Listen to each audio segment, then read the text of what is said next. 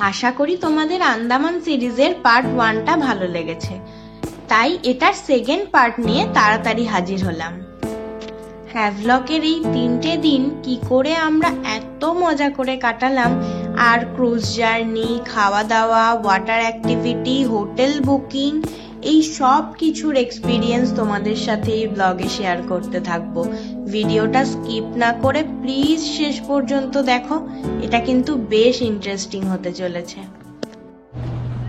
Hello everyone, এই সুন্দর সকালে বং ইন ছত্তিশগড় চ্যানেলে তোমাদেরকে আরো একবার স্বাগত। এখন আমরা রয়েছি হাড্ডো জেটিতে। এখান থেকে হ্যাভলক যাওয়ার সমস্ত ক্রুজগুলো ছাড়ে। আন্দামানের সব আইল্যান্ডগুলো ঘুরে দেখার জন্য এখানে প্রচলিত 3টি ক্রুজ আছে, তাই আমরা সব ক্রুজগুলোর এক্সপিরিয়েন্স করব ভেবে এক একটি আইল্যান্ড যাওয়ার জন্য এক একটি ক্রুজ বুক করেছিলাম। তো আজকে আমরা পোর্ট ব্লেয়ার থেকে হ্যাভলক যাচ্ছি গ্রিন ওশানে করে। এই ক্রুজের টিকিট আমরা গ্রিন ওশানের নিজস্ব ওয়েবসাইট থেকেই বুক করেছিলাম। এখানে 3 ধরনের সিটের ব্যবস্থা আছে। ফার্স্ট ফ্লোরে ইকোনমি ক্লাস, সেকেন্ড ফ্লোরে লাক্সারি আর টপ ফ্লোরে রয়্যাল ক্লাস। আমরা লাক্সারি ক্লাসেরই টিকিট বুক করেছিলাম, যার পার পার্সন ভাড়া পড়েছিল 1350 টাকা করে। ইকোনমি ক্লাসের ভাড়া 1000 টাকা আর রয়্যাল ক্লাসের ভাড়া 1750 টাকা করে। এই ওয়েবসাইটের লিংক ডেসক্রিপশন বক্সে দেওয়া থাকবে, তোমরা চাইলে চেক করে নিও। তবে আমাদের এক্সপিরিয়েন্স থেকে বলছি, এই গ্রিন ওশান জানো তো একমাত্র ক্রুজ যেটা এত খোলামেলা। ক্রুজ ছাড়ার কিছুক্ষণ পরেই ওরা আমাদেরকে ক্রুজের টপ ফ্লোরের ডেস্কে যাওয়ার জন্য অ্যালাউ করে দিয়েছিল। আর এই ওপেন এরিয়ার পরিবেশটা কিন্তু সম্পূর্ণ আলাদা। এখানে লাউড মিউজিক চালিয়ে দেওয়া হয়, সেই মিউজিকের সাথে সাথে না সবাই বিজি হয়ে যায়। কেউ নিজের প্রিয়জনের সাথে নাচ করতে, কেউ বা ক্যান্টিনের মিল এনজয় করতে, আর কেউ আমাদের মতন সমুদ্র উপভোগ করতে করতে সুন্দর সুন্দর সেলফি তুলতে। আলটিমেটলি এই রঙিন পরিবেশ ছেড়ে কেউই আর নিজেদের সিটে ফিরে যাননি। তাই আমাদের মনে হয় এই ক্রুজে কোন সিট বুক করবে সেটা নিয়ে মাথা ব্যথা না করে সব থেকে কম দামের সিটটাও তোমরা আরামসে বুক করে নিতে পারো। গ্রিন ওশানের এই 2.5 আওয়ারের জার্নিটা আমাদের খুবই স্মুথ ছিল। ক্রুজটা খোলামেলা থাকায় মোশন সিকনেসের যে ভয়টা ছিল সেটা ফেস করতে হয়নি। পৌঁছে গেছি আমাদের ড্রিম ডেস্টিনেশন হ্যাভলক আইল্যান্ড। এটা আবার স্বরাজদ্বীপ নামেও পরিচিত। এখান থেকে বেরিয়েই অটো, ক্যাব, স্কুটি সব তোমরা রেন্টেই পেয়ে যাবে। আমরা স্কুটি বুক করে নিয়ে পৌঁছে গেলাম আমাদের হোটেল ডলফিন বিচ রিসর্টে। আর হ্যাঁ, স্কুটি বুক করার জন্য কিন্তু ড্রাইভিং লাইসেন্স অবশ্যই প্রয়োজন। এই রিসর্টটি আমরা Andaman Nicobar island integrated development corporation লিমিটেডের ওয়েবসাইট থেকেই বুক করেছিলাম। এর লিঙ্কও তোমরা ডেসক্রিপশন বক্সে পেয়ে যাবে। এখানে তোমরা 5 রকমের কটেজের অপশন পেয়ে যাবে: VIP, deluxe suite, deluxe, executive আর স্ট্যান্ডার্ড কটেজ। এদের ট্যারিফ যথাক্রমে 15,000, 6,500, 6,000, 5,500 আর 3,500। এগুলোর প্রত্যেকটিতেই কিন্তু ব্রেকফাস্ট ইনক্লুডেড। আমরা কটেজ বুক করার জন্য এদের ওয়েবসাইটে থাকা ছবিগুলো দেখে আমাদের বাজেট অনুযায়ী এক্সিকিউটিভ কটেজটি আমাদের খুব পছন্দ হয়। তবে সেটা ওই ডেটে অ্যাভেলেবেল না থাকায় আমরা ওদের অফিসে কল করি এবং ওনারা আমাদেরকে সাজেস্ট করেন স্ট্যান্ডার্ড কটেজ নেওয়ার জন্য। সত্যি আমরা বিশ্বাস করতে পারিনি যে স্ট্যান্ডার্ড কটেজের রুমও এত সুন্দর হতে পারে। এটা 2 জন থাকার জন্য খুবই স্পেসিয়াস।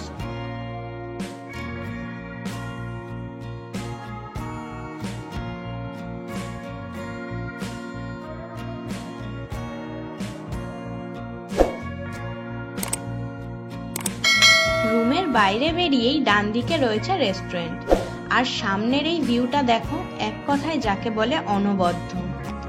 হ্যাভলকে বেশ অনেকগুলোই প্রাইভেট বিচওয়ালা রিসর্ট আছে, তবে এত বাজেট ফ্রেন্ডলি আর ঠিকঠাক একটা লোকেশনে এই রিসর্টটি আমাদের ভীষণ পছন্দের।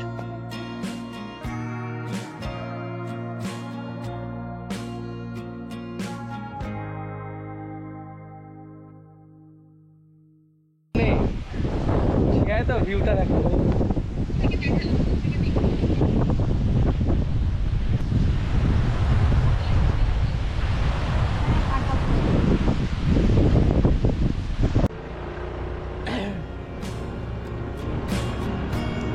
আমরা একটু ফ্রেশ হয়েই বেরিয়ে পড়েছিলাম রাধানগর বিচের উদ্দেশ্যে। এই রিসর্ট থেকে বেরিয়ে ডান দিক দিয়ে আমরা চলে গেলাম রাধানগর বিচ, আর বাদিকে গেলে পরে কালাপাত্থার বিচ। এত সুন্দর রোদ ঝলমলে আকাশ আর রাস্তার পাশে সবুজে ভরা গাছপালা দেখে সত্য তো গান জুড়েই বসেছিল, এই ট্রিপ যদি না শেষ হয় তবে কেমন হতো তুমি বলো তো।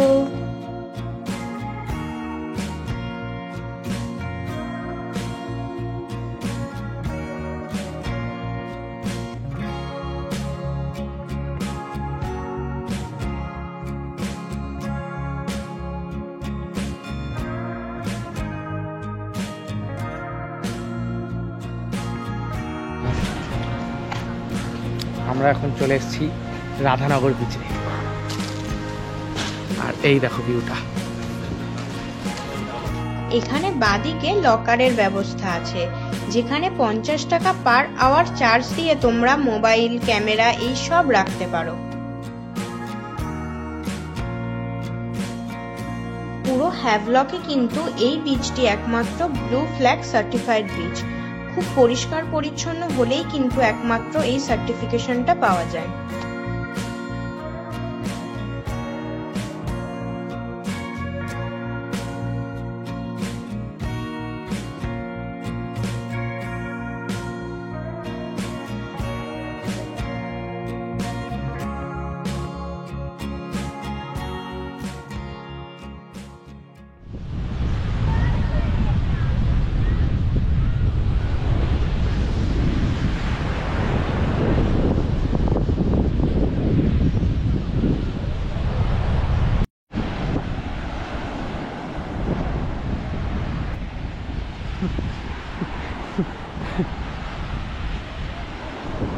এখানটা রাখো, ভিতরে বেশি দূরে যাও না, ভিতরে রাখো।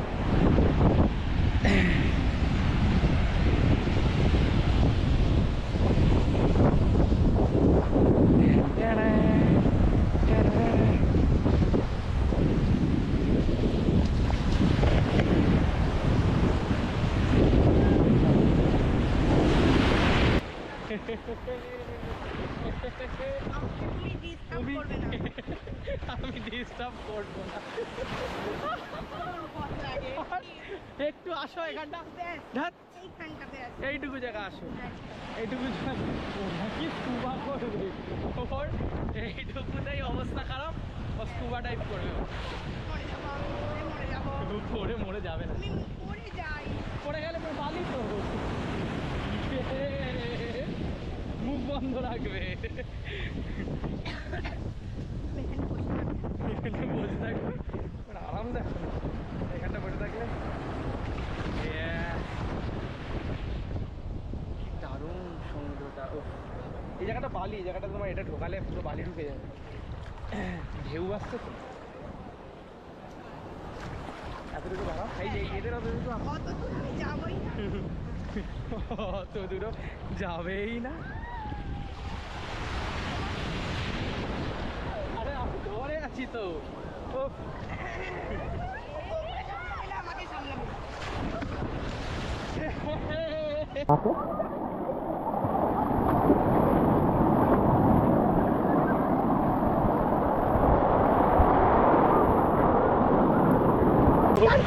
শুনতে পাবে না,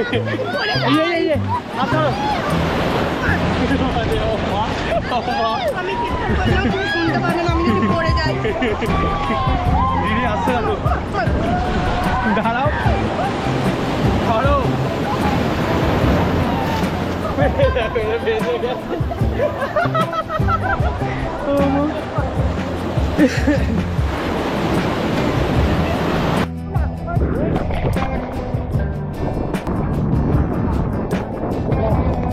দুপুরে খাওয়ার জন্য বিচের পাশেই অনেক হোটেল পেয়ে যাবে তোমরা। আমরা একটু টুকটাক কিছু খেয়ে রুমে গিয়ে ফ্রেশ হয়ে ডিনারের জন্য চলে এসেছিলাম সামথিং ডিফারেন্ট নামে একটি রেস্তোরাঁয়। এদের কিন্তু গাড়ির পিক আপ ড্রপ ফেসিলিটিও আছে।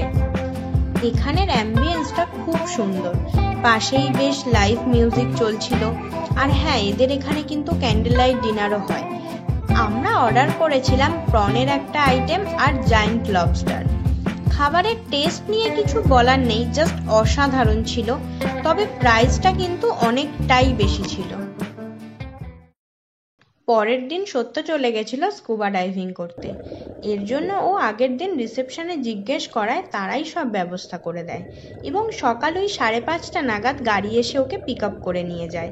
স্কুবা ডাইভিংয়ে পার পার্সন চার্জ কিন্তু 3,500 থেকে স্টার্টিং। আর রিসেপশন থেকে আমাদের আগের দিন বলে দিয়েছিল লাস্ট মোমেন্টে বুকিং ক্যান্সেল করলে টাকাটা কিন্তু রিফান্ডেবল নয়। আমার তো স্কুবা ডাইভিংয়ে যাওয়ার কোনো প্রশ্নই ওঠে না।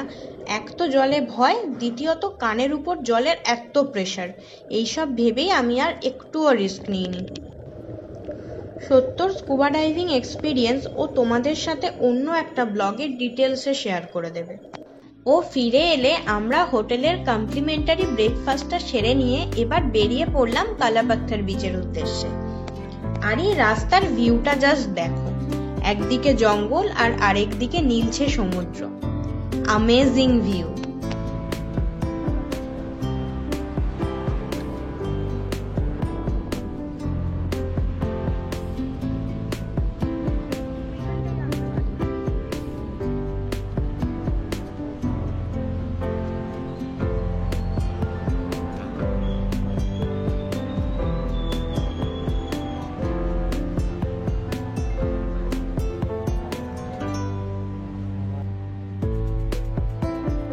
এই বিচটা রাধানগর বিচের মতো অত ক্রাউডেড না, বেশ নির্জন আর নিরিবিলি।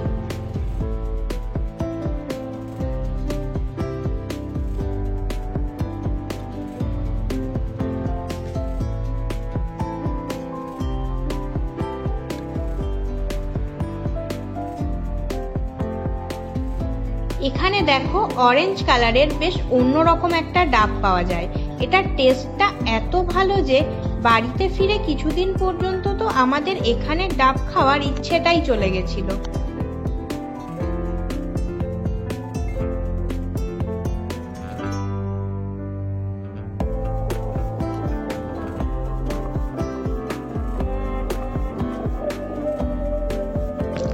আমরা এখানে এসে বসতেই কিছু ফটোগ্রাফার দাদা আমাদের কাছে অ্যাপ্রোচ করলো কিছু ছবি তোলার জন্য। আর আমরাও ভেবে দেখলাম এইরকম ব্যাকগ্রাউন্ডে কিন্তু ছবি মন্দ আসবে না, তাই 1000 টাকায় 30টা ডিজিটাল ফটো তুলিয়েই নিলাম। এরপরে আমরা বিকালটা কাটাতে চলে আসি রাধানগর বিচে। এই বিচে স্নানের সাথে সাথে আরো একটা আকর্ষণ কিন্তু এখানে সানসেট। এই সানসেট না দেখলে হ্যাভলকের খুব ভালো কিছু দৃশ্য আমরা মিস করতাম।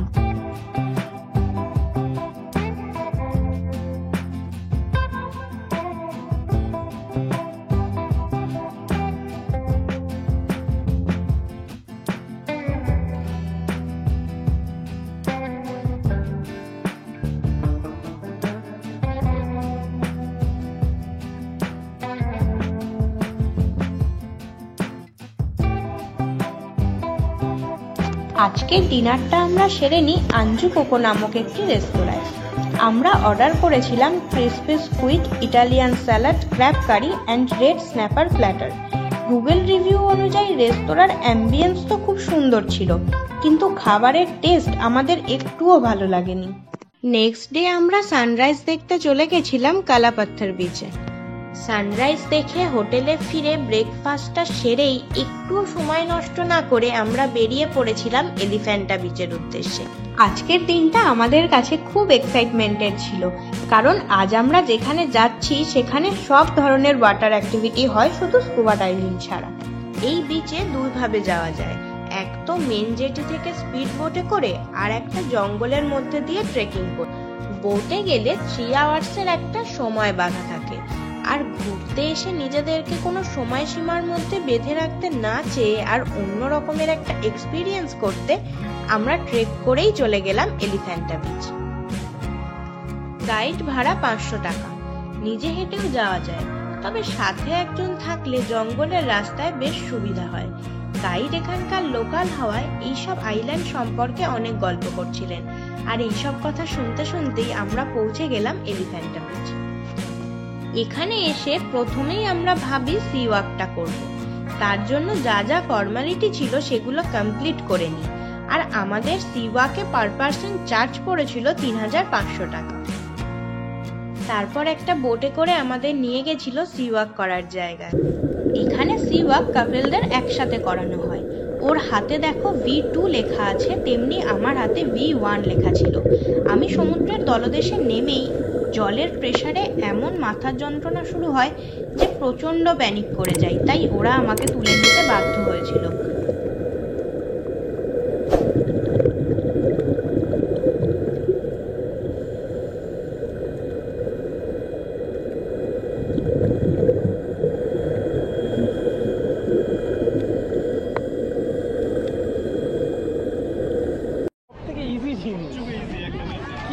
এরপরে আমরা স্নরকেলিং করি।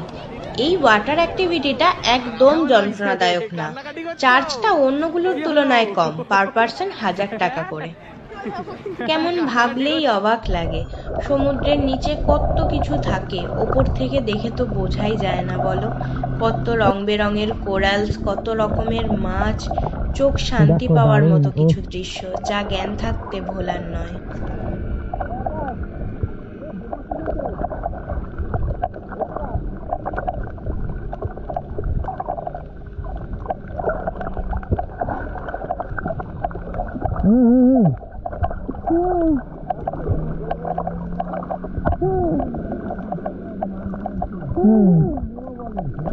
এই বিচের জল অন্য বিচগুলোর থেকে কিন্তু অনেক শান্ত। আর আমরা যেহেতু গাইডের সাথে এসেছি, তাই আমাদের হাতে অনেক সময় ছিল। আমরা বেশ কিছুক্ষণ ওইখানে সময় কাটিয়ে তারপর ফিরে আসি। আর হ্যাঁ, হ্যাভলকের রাধানগর বিচ আর এলিফ্যান্টা বিচ, এই দুটো বিচে কিন্তু চেঞ্জিং রুমেরও ব্যবস্থা আছে। হ্যাভলকের শেষ রাতে আমরা ডিনার করেছিলাম আমাদের রিসর্টের একদম উল্টো দিকে ফেমাস সি ফুড নামে একটি রেস্তোরাঁয়। এই রেস্টুরেন্টটা দেখে আমরা ভাবিনি যে এটা আমাদের হ্যাভলকে ট্রাই করা রেস্টুরেন্টগুলোর মধ্যে বেস্ট রেস্টুরেন্ট হবে।